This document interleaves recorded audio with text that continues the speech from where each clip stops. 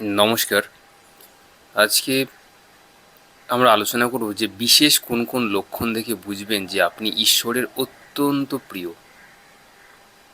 ১ নম্বর point, part 1, সব কিছুতেই আপনি এখন ঈশ্বরকে দেখতে পাচ্ছেন।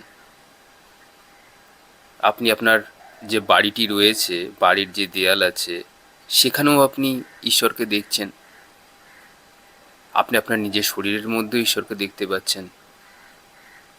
আপনি আপনি যে খাটে শোন, সেখানেও আপনি ঈশ্বরকে দেখতে পাচ্ছেন। মানে আপনি আকাশে তাকাচ্ছেন, তার মুখ ভেসে উঠছে। আপনি যখন আপনার দেয়ালে তাকাচ্ছেন, যে সর্বত্র তাকাচ্ছেন, সবতেই আপনি দেখতে পাচ্ছেন যে উনি বিরাজমান। বুঝে নেবেন আপনি ঈশ্বরের অত্যন্ত প্রিয়। যদি এরকমটা চলতেই থাকে, আপনার থেকে ভাগ্যবান মানুষ এই পৃথিবীতে আর কেউ নেই। পার্ট 2, আপনি যখনই ঈশ্বরের মূর্তি দেখেন, আপনি যাকে ভালোবাসেন, দেখা মাত্রই যদি আপনার চোখে জল চলে আসে, দেখলেন জাস্ট এক ঝলক, যদি আপনি গোবিন্দকে দেখেন বা কৃষ্ণকে দেখেন, দেখলেন এক ঝলক, অমনি সঙ্গে সঙ্গে আপনার চোখে জল চলে এলো, একদম ইনস্ট্যান্টলি। বুঝবেন আপনি ঈশ্বরের অত্যন্ত প্রিয়, অত্যন্ত প্রিয়। পার্ট 3, দুঃখের সময়েও যে ব্যক্তি ঈশ্বরকে দোষ দেয় না, আজকে আমার ঘরে রান্না করবার কিচ্ছু নেই, তা সত্ত্বেও কিন্তু আমি আমার প্রভুকে কিন্তু দোষ দিচ্ছি না। আমি এটা পরীক্ষা হিসেবে নিলাম যে আমার প্রভু আমাকে পরীক্ষা নিচ্ছেন। যদি এরকম মনে হয় আপনার, আপনি বুঝবেন যে আপনি ঈশ্বরের অত্যন্ত প্রিয় একজন মানুষ, এবং সর্বোপরি ভাগ্যবান তো বটেই। পার্ট 4, জীবনে সব সময় প্রফুল্লতা থাকছে আপনার, সর্ব পরিস্থিতিতেই। আপনাকে কেউ ছেড়ে দিয়ে চলে গেছে, আপনাকে কেউ পছন্দ করছে না, আপনি নেগলেক্টেড, আপনাকে কোথাও থেকে তাড়িয়ে দেওয়া হয়েছে, চাকরি থেকে, সমাজ থেকে, আপনি পুরো আলাদা হয়ে গেছেন, তাও না আপনার মধ্যে একটা যদি প্রফুল্লতা থাকে, তাহলে বুঝবেন যে আপনি সত্যিই ভাগ্যবান। ঈশ্বর আপনাকে সত্যিই কাছে পেতে চায়। মানে আপনি ইম্যাজিন করুন জাস্ট, এইরকম আত্মা যখন তাদের স্থূল শরীর ছেড়ে দেবে, এবং তাদের এই মিষ্টি আত্মা যখন এই প্রকৃতিতে গিয়ে যখন মিশবে, এই প্রকৃতি পুরো তৃপ্ত হয়ে যাবে আপনার আত্মা। জাস্ট ভাবুন এটা একবার। মানে এত পিওরিটি যার, যে সবসময় প্রফুল্ল, সব সময় আনন্দে থেকেছে, তার আত্মা তার মানে কত আনন্দিত, তার আত্মা কত উচ্ছ্বসিত, তার আত্মা কত প্রাণবন্ত। সেই প্রাণবন্ত আত্মা যদি যখন এই প্রকৃতিতে গিয়ে মিশবে, তখন কিন্তু প্রকৃতি ভাববে, অনেক দিন পর এত টেস্টি একজন কাউকে পেলাম, যার মধ্যে ভরপুর জীবন শক্তি ছিল, প্রাণ শক্তিতে ভরপুর ছিল, প্রাণবন্ত ছিল। ভাবুন কত লাকি আপনি হতে পারবেন। আমি তো এইসব মানুষদের যাদের দেখি সবসময় খুশি থাকে, দাঁত বার করে থাকে, অত্যন্ত আমি খুশি হই তাদেরকে দেখে। তাদের দাঁত বার করা, তাদের প্রফুল্লতা দেখে আমি খুব খুশি হই। আচ্ছা, পার্ট 5, আপনি এখন শুধুমাত্র প্রতিমা ছাড়াও যদি পাথর, গাছ, তারপর যে সমস্ত নির্জীব বস্তুগুলো আছে আর কি, আপনার ঘরের ফ্যান, আপনার টিভি, মোবাইল, সব কিছুতেই যদি আপনি দেখেন যে ওখানেও আমার ঈশ্বর রয়েছে, ঝাঁটা ঘরে রয়েছে, সেখানেও আমার ঈশ্বর রয়েছে, আপনি সব সময় তার মুখ দেখতে পাচ্ছেন, বিভিন্ন জায়গাতে দেখতে পাচ্ছেন, আপনি অত্যন্ত প্রিয়। এইরকম ম্যাডনেস, আমি জানি এগুলোকে ম্যাডনেস লোকে বলবে, কিন্তু এই রকম ম্যাডনেস, যে ম্যাডনেস আপনার ইমোশনকে মিষ্টি করে দেয়, আমি তো বলবো এই ম্যাডনেস খুব ভালো। জীবনে আমরা অনেক রকম ম্যাডনেস আমাদের থাকে, যেখান থেকে আমাদের ইমোশন তিক্ততে ভরে যায়, মানে একদম কি বলবো, বিটারনেস, উচ্ছে করলা যেরকম ওরকম। কিন্তু যে ম্যাডনেস আপনার ইমোশনকে একদম রসমালাইয়ের মতন একদম মিষ্টি করে ফেলছে বা রাবড়ির মতন সুস্বাদু বানিয়ে দিচ্ছে, ভাবুন তো। এরকম ম্যাডনেস তো খুব কম মানুষের হাতে থাকে না। আপনার চেনা জানা কেউ আছে? থাকলে অবশ্যই কমেন্টে জানাবেন। খুব কম, যদিও বা পান আপনি হয়তো হাতে গোনা পাবেন, খুব রেয়ার এইরকম ধরনের ব্যক্তি, মানে যার অনাহত একদম ব্যালেন্সড।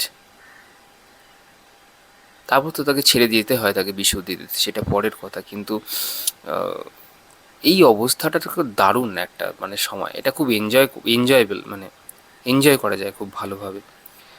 পার্ট 6, কেউ বকলেও ভাবছেন ঈশ্বর আপনাকে যখন শাসন করছে, মানে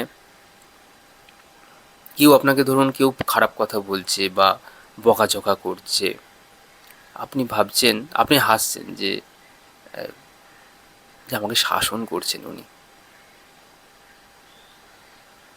আমি একটু শুনি না ওনার শাসনটা, একটু দেখি বরঞ্চ যে আমাকে বকছে, সে হয় শত আমার শত্রু হোক, সে শত আমার মানে হয়তো আমাকে পছন্দই করে না এরকম। দেখুন, এরকম তো সম্ভব নয় যে আমাকে বা আপনাকে জীবনে সবাই খুব পছন্দ করবে। হয়তো দুজন পছন্দ করে, 8জন হয়তো আপনাকে ঘৃণা করে বা আপনাকে পছন্দ করে না। যেরকম ধরুন আমি আমার কথা বলি, আমি তো পাড়াতে বেরোই না, মানে আমার মুখদর্শন অবধি কেউ মানে দেখে না, বা তারা জানেই না হয়তো আমাকে কীরকম দেখতে অ্যাকচুয়ালি। তারা জানে না আমার, তারা এক্সিস্টেন্সই নেই। তারপরে যারা চেনে বা দেখেছে, দু একজন যারা আছে, তাদের আবার খুব পছন্দের মানুষ, তো এরকমটাই। কিন্তু কথা হচ্ছে যারা আমাকে ঘৃণা করে বা ধরুন আমাকে যারা দেখেনি বা আমাকে আমার সম্পর্কে খারাপ চিন্তা ভাবনা করে, আমি তাও বলি যে ঈশ্বর আমাকে শাসন করছে, আমাকে টেস্ট নিচ্ছেন আমার, যে আমি এই খারাপ পরিস্থিতির মধ্যেও আমি তার জন্য চিন্তা করছি কি না। এটা সবচেয়ে বড় নিদর্শন। যদি আপনি এই খারাপ পরিস্থিতির মধ্যেও যদি তার চিন্তা করেন, তাহলে আপনি বুঝবেন যে আপনি ঈশ্বরের সত্যি খুব কাছের মানুষ। যে ব্যক্তি, পার্ট 8, যে ব্যক্তি নিজের ভাগ্যকে আর দোষারোপ করছে না। দেখুন, ভাগ্যকে আপনি কখন দোষারোপ করবেন? ভাগ্যকে দোষারোপ করা মানে ঈশ্বরকে দোষারোপ করা। সেকেন্ড হচ্ছে নিজেকে অবধি দোষারোপ করা, মানে ঈশ্বর যে আপনাকে একটা মানব জন্ম যে দিয়েছে, এই মানব জন্মকে আপনি বৃথা করছেন যারা ভাগ্যকে দোষারোপ করছেন, নিজেকে পাপী বলছেন। তো আপনাকে মানব জন্মটা দেওয়া হয়েছে কিছু না থেকে, মানে আপনার ধরুন কিচ্ছু নেই, সেখান থেকে আলটিমেটে যেতে হবে একদম পরব্রহ্ম পর্যন্ত। তো এটা রিয়েলাইজ করবার জন্য আপনার এই জন্ম হয়েছে, এটা রিয়েলাইজ করবার জন্য আপনার জন্ম হয়েছে। কিন্তু জানেন, আমরা যখন মাতৃগর্ভে থাকি, আমরা আমাদের ভেতরে কিন্তু সবসময় অন্ধকারই থাকে। তখন আমরা আলোর জন্য ছটপট করি, মানে কোথাও একটা একটা আর কি একটা রশ্মি আসবে যে আমাদেরকে টেনে ওখান থেকে বার করবে, কারণ ওখানে তো খুব হিট, গ্যাস, পয়জন থাকে, তো ওখানে প্রচুর কষ্ট হয়। তো তখন না ঈশ্বরের এই অন্ধকারের মধ্যে ঈশ্বরের অবয়বগুলো আসে, এগুলো আমাদের কারোর মনে থাকে না।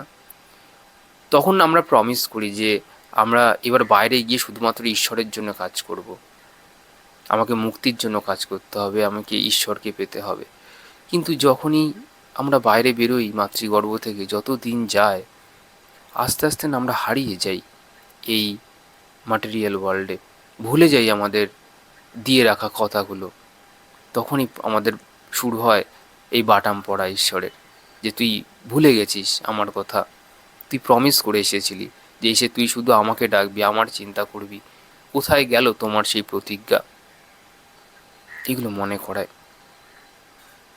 তো আমাদের এই জন্ম হয়েছে ভাগ্যকে দোষারোপ করবার জন্য নয় বা ঈশ্বরকে দোষারোপ করবার জন্য নয়, আমাদের জন্ম হয়েছে ঈশ্বরকে খুঁজে পাওয়ার জন্য, আমাদের ভেতরেও যে ঈশ্বর বিদ্যমান আছেন তাকে খুঁজে পাওয়ার জন্য।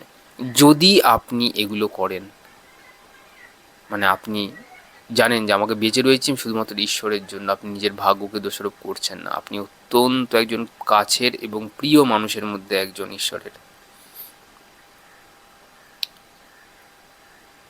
পার্ট 9, জীবজন্তু পশু পাখিকে ভালোবাসছেন। মানে দেখবেন অনেকের, সবাই কিন্তু জীবজন্তু পশু পাখিকে ভালোবাসে না। মানে বাড়িতে অ্যাকোরিয়াম রইলো বা আপনি বাড়িতে কুকুর পুষলেন, বাড়িতে পাখি পুষলেন, আমি তার কথা বলছি না। এই যে সমাজের যে জীবগুলো আছে, ধরুন একটা পিঁপড়ে অবধি হাঁটছে, আপনি কি তাকে কোনোদিনও চিনি দিয়েছেন? আপনি কি তার জন্য কোনোদিনও খাবার একটু রেখেছেন? একটুখানি জ্যাগেরি পাউডার, মানে গুড়ের যে জিনিসপত্রগুলো হয়, কোনোদিনও তাকে দিয়েছেন? ধরুন একটা ডিম খাচ্ছেন বা মাছ খাচ্ছেন, মাংস খাচ্ছেন, যাই খাচ্ছেন না কেন, আপনার ওই থালা থেকে কিছুটা আপনি কি দিয়েছেন? যদি দিয়ে থাকেন তাহলে আপনি অত্যন্ত একজন কাছের মানুষ। আপনি বিশ্বাস করুন, আপনার কোনোদিনও খাওয়া পড়ার কোনো দিনও অভাব হবে না। যে ব্যক্তি নিজের মানে রাশের অংশ প্রথমে নিজে খাওয়ার আগে আগে জীবদেরকে দেয়, যারা কথা বলতে পারে না, যারা সমাজের চোখে, পিঁপড়েকে কে দেখে? লোকে দেখুন পায়ের তলায় পিষে মেরে দেয় পিঁপড়েদেরকে। একটু পার্লেজি বিস্কুট কিনলেন, একটুখানি গুঁড়ো করে ভালো করে দিলেন যাতে ওরা খেতে পারে। সবার প্রতি যার করুণা রয়েছে, সবার কথা, ছোট থেকে ছোটতর জীব যারা আছে তাদের কথা যে ব্যক্তি ভাবে, তাদেরকে মারিয়ে দেওয়ার বদলে যাদেরকে জীবন দেয়, জীবন দেওয়ার চেষ্টা করে, সে ব্যক্তি ধন্য। ঈশ্বর তো তাদেরকেই অত্যন্ত কাছের বলে মনে হবে, তাই না? ঈশ্বর তো মনে হবে যে ব্যক্তি একটা পিঁপড়ে, যাক যে একদম ছোট্ট একটা ক্ষুদ্র একটা জীব, সবাই আনদেখা করে, মানে না দেখেও না দেখা করে চলে যায়, পাশ কাটিয়ে চলে যায়, মারিয়ে চলে যায়, এই ব্যক্তিটা কন্টিনিউয়াস তাদেরকে দেখে যাচ্ছে, কন্টিনিউ তাদেরকে চেষ্টা করছে তারা যাতে বেঁচে থাকে, এই পৃথিবীর ভারসাম্য যেন বজায় থাকে। তাকেই তো মালিকানা করবে, তাকেই তো কাছের করে নেবে ঈশ্বর। এটা ছোট্ট একটা এক্সাম্পল। আমি বলেছি বলে আপনাদেরকে করতে যেতে হবে এমন কোনো কথা নেই। মানে জাস্ট আমার মনে হলো যে পিঁপড়ের তো সবচেয়ে, মানে ওর থেকেও রয়েছে অনেক পতঙ্গ, কিন্তু পিঁপড়েদেরকে না, মানে আমার না খুব, মানে স্পেশালি আমার, মানে দেখে খুব খারাপ লাগে এক সময়, যে ওরা ওরা কত কষ্ট করে মাটির তলা থেকে খাবারগুলো খুঁজে খুঁজে আনে। এর থেকে বেটার আমরা যদি কিছু করতে পারি ওদের জন্য। হতে পারে তারা ছোট ছোট বলে কি তারা জীব নয়? মানে যেদিনকে আপনি বুঝবেন যে আপনার সাথে পিঁপড়েটার কোনো তফাৎ নেই, মানে ভগবান ওকে ওর মতন বানিয়েছেন, আপনাকে আপনার মতন করে বানিয়েছেন, কিন্তু আপনাকে এক্সট্রা দিয়েছে যেটা, সেটা হচ্ছে চেতনা। আপনি সেই চেতনাকে কাজে লাগিয়ে যদি একটা ছোট ক্ষুদ্র থেকে ক্ষুদ্রতর জীবেরও যদি কিছু করতে পারেন, খুব বেশি পয়সা খরচ হয় না কিন্তু এতে। তো আপনার মানবিকতাটাই, ইন্টেনশনটাই আসল। যদি তাদের জন্যে, মানে এই সমস্ত ছোট ছোট ক্ষুদ্র ক্ষুদ্র অনেক এরকম এক্সাম্পলস আছে। তো যাই হোক, সময় নষ্ট করে ফেলছি আপনাদের। পরের পয়েন্টে যাই। পরের পয়েন্ট হচ্ছে গিয়ে, যে কোনো ঠাকুরের প্রতিমা আপনি যাদেরকে ভালোবাসেন আর কি, নাম্বার 10 আর কি, পার্ট 10 বলছি, থেকেও যদি মানে প্রতিমা দেখলে আপনার মনে করছেন কি ওটা প্রতিমা নয়, আর মানে এই প্রতিমার যে আবরণটা আছে ওটা না, হঠাৎ করে যদি দেখেন আপনার সামনে জীবন্ত হয়ে উঠেছে। অনেকে দেখবেন এরকম স্বপ্নে দেখেন আপনারা, যে প্রতিমা হঠাৎ করে আপনার সাথে কথা বলছে বা চোখ নাড়ছে, আপনি বুঝে নেবেন যে আপনি সেই দেবীর বা সেই দেবতার অত্যন্ত প্রিয় একজন মানুষ, প্রিয় সৈনিক একজন। খুব কম মানুষ আছে জানেন যারা, আমার একটা দাদু ছিল, সে, তার ঘরে এরকম আপনার একটা মা কালীর একটা মূর্তি ছিল, মানে মাটির মাটির মূর্তি, একদম ছোট মূর্তি, বড় নয়, একদম ছোট, এক হাতের থেকেও হয়তো কম হবে সাইজটা। তো উনি কি করতেন, উনি ত্রাটাক করতেন মা কালীর চোখের দিকে তাকিয়ে। উনি ওইটাই আর কি সাধক, মানে ওই সাধনটাই আর কি প্র্যাকটিস করতেন। এখন আর বেঁচে নেই উনি, অনেক দূরে বেলঘড়িয়াতে থাকতেন। তো যাই হোক, তো উনি আমার ঠাকুমাদেরকে গল্প করতেন যে আমি যখন ত্রাটক করি দেখি যে মা কালী না ওই সিংহাসন থেকে উঠে যায় এবং ওনার মূর্তির চোখের পাতা টপ টপ টপ টপ করে পড়তে থাকে। এমনকি যেদিনকে দাদু মানে দুঃখী থাকতো, মায়ের চোখ থেকে নাকি জল পড়তো। এটা হয়তো শোনা কথা আমার, আমি তো চোখে দেখিনি, কিন্তু যেটা আর কি আমার ঠাকুমার মুখে বা বড়দের মুখে যেটা শুনেছি, তার বাড়িতে আমি তো চিনি, অবশ্যই তার বাড়িতে গেছি, কিন্তু আমার যখন জন্ম হয়েছে ততদিন তিনি আর নেই। ব্যাপারটা আসলে এটাই, আর কিছুই নয়। কাউকে আমি কিছু আড়াল করে রাখবো না, মানে যেটা সত্যি আমি সেটাই আপনাদেরকে বলবার চেষ্টা করছি আর কি। তো এরকম হয় তারা থ্রাটাক করে, যেটা আমার পার্সোনাল এক্সপিরিয়েন্স। থ্রাটাকের থ্রাটাক না, আপনার ভেতরের যে প্রাণ ঊর্জা আছে, আপনার কুণ্ডলীকে জাগ্রত করে আপনার না পুরো থার্ড আইতে নিয়ে চলে আসে। আর এই অন্তর্দৃষ্টি থেকে যে কোনো যার দিকে আপনি তাকাচ্ছেন তার না প্রাণ প্রতিষ্ঠা হয়ে যায়। সে, আপনি যে বলছেন এই যে লোকে পুজো টুজো করে না, ঘরে লক্ষ্মী পুজো, সরস্বতী পুজো, বিভিন্ন মন্ত্রতন্ত্র করে, কিচ্ছু করতে হয় না। যে ব্যক্তি সাধক হয় সে প্রথমে প্রাণায়াম করে, প্রাণায়াম করে যদি সে ত্রাটক করে 2 ঘন্টা 1 ঘন্টা যদি তাকিয়ে থাকে মায়ের দিকে বা যার পুজো সে করছেন, সেই আর তার কোনো মন্ত্রই লাগবে না, কোনো তন্ত্র লাগবে না, মন্ত্র লাগবে না, সেই তখনই প্রাণ প্রতিষ্ঠা হয়ে গেল। সে তার নিজের এনার্জির ঊর্জাকে কাজে লাগিয়ে ওই দেবীর মধ্যে প্রাণ প্রতিষ্ঠা করে দিচ্ছে, তার থার্ড আইকে কাজে লাগিয়ে।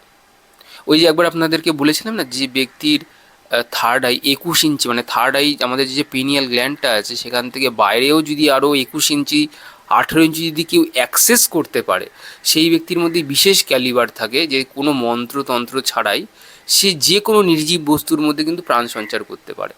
এবার আপনি বলবেন সে কি কোনো মরা মানুষের মধ্যে প্রাণ সঞ্চার করতে পারে? না, কারণ মরা মানুষের যে স্থূল শরীর হয় সেখানে যে বায়ুগুলো থাকে, পঞ্চবায়ু, সেই বায়ুকে অনেক সময় হ্যান্ডেল নাও করা যেতে পারে। হ্যাঁ, কিছু সময়ের জন্য সেই বডিকে মিডিয়াম তো অবশ্যই করে দেবে। যে ব্যক্তির থার্ড আই জাগ্রত আছে ওই বডিকে পজেস সে অবশ্যই করে দেবে।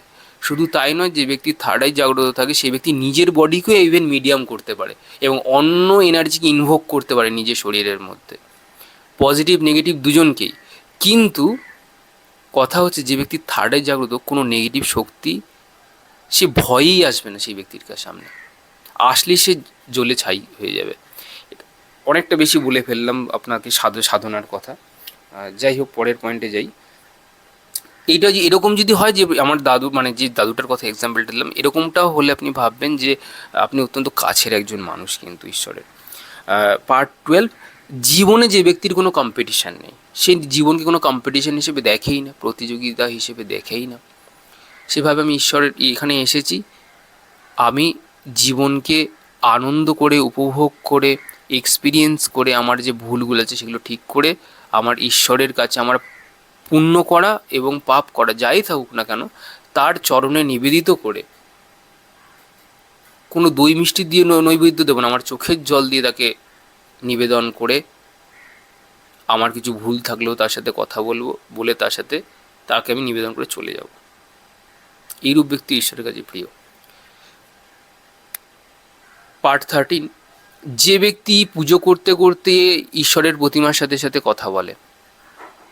এরকম অনেক ব্যক্তি আছেন যারা ঈশ্বরের প্রতিমার সাথে কথা বলে যেরকম ধরুন কোনো খাবার দিচ্ছেন, ধরুন কোনো মিষ্টি দিচ্ছেন, এরকমভাবে বলে, এই নে খা, এই মিষ্টিটা খা, এটা তোর জন্য আনলাম স্পেশালি, খুব ভালো মিষ্টি, একদম নলেন গুড়ের সন্দেশ, দারুণ খেতে, খেয়ে দেখ, আমার খুব ভালো লেগেছে, তুইও খা।